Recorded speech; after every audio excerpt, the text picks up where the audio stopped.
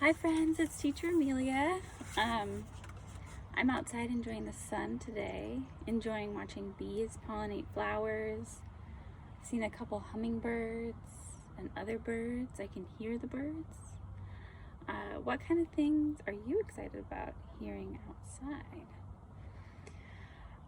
Today I'm going to read you a book about the Octonauts. I don't know if any of you have ever heard of them before, probably not, but it's a really cool team that works in the ocean. The Octonauts, the only lonely monster.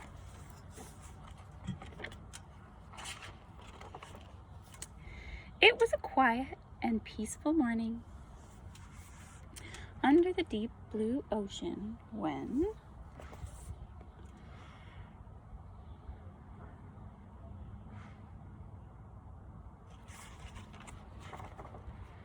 Captain Barnacles was exercising. Dr. Shellington was brushing his teeth. Professor Inkling was reading the newspaper. Turnip the Vegemite was cooking breakfast. Dashy Dog was combing her hair.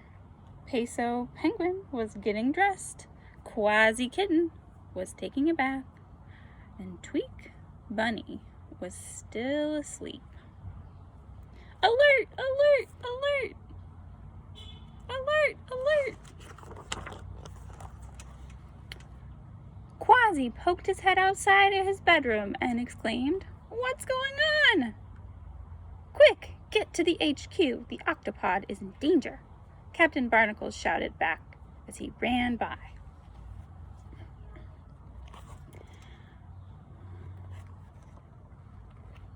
"Octonauts," Professor Inkling called. "Everyone to order. According to these charts from our super quantum computers, there is a huge probability that we are under attack."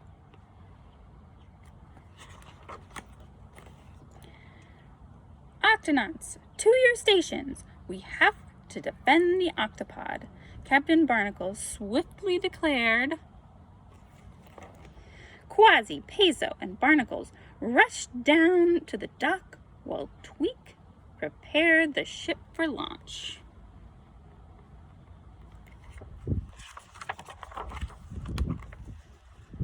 Charge! The Octonauts shot out of the launch bay and came face to face with a giant monster.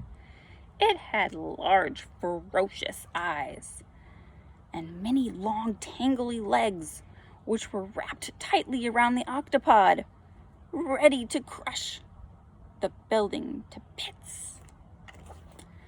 Quasi Kitten immediately charged forward in his submarine and crashed valiantly into the giant creature.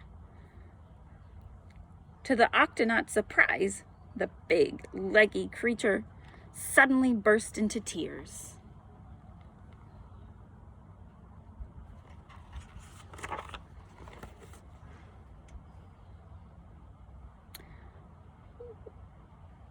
"Where are you from? Why did you attack us? Who are you?" "A crying monster? That's not scary," Captain Barnacles observed. "Let's ask him questions." Peso cautiously came out of the ship to help bandage the whimpering monster. "Sorry, I didn't realize this was your home. I thought it might be someone like me. It has a big head like me, it has long legs like me, it even has pretty eyes like me," the monster sniffled. No, exclaimed Peso. "This is an octopod. We live here. Where is your home?"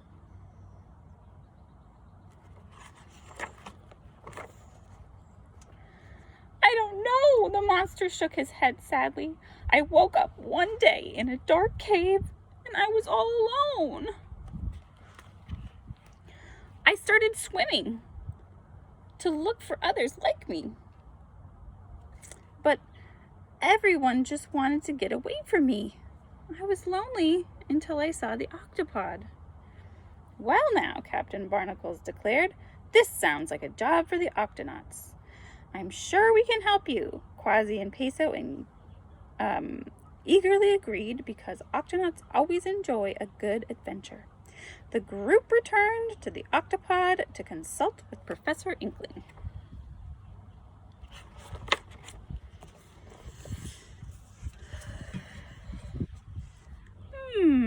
Very interesting problem, the professor remarked.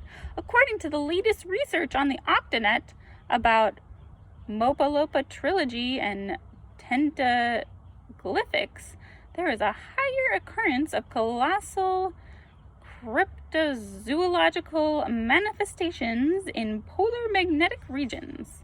The Octonauts looked at Professor Inkling in confusion. Try the North Pole? The crew packed some supplies and started off on their journey.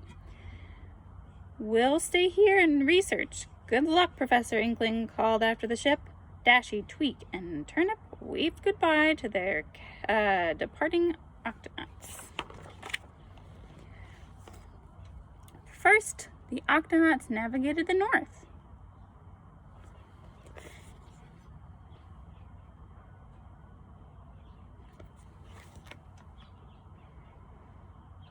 Try the east, eh? Then they explored the east.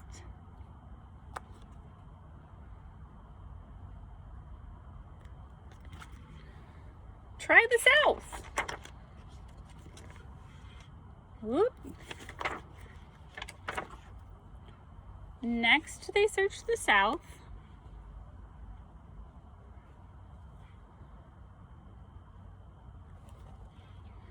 Try the west, matey.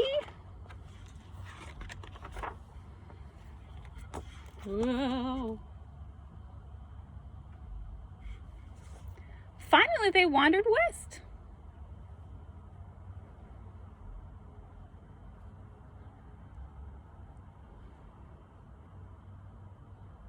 Howdy.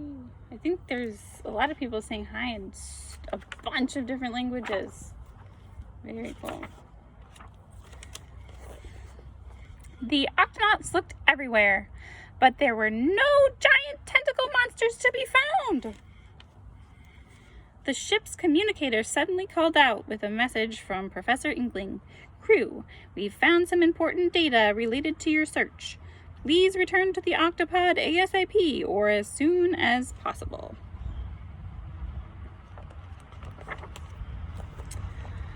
When the crew arrived home, Professor Inkling, Dashy, and Tweak were waiting outside to greet them.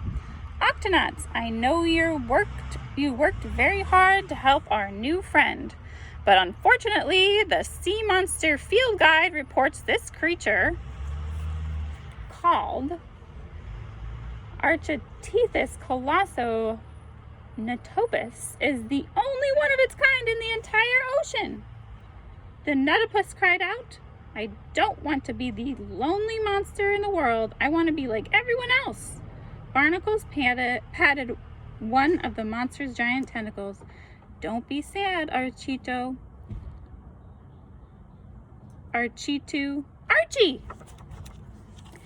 Look, I'm the only polar bear who plays the accordion. I'm the only kitten with a hairball collection.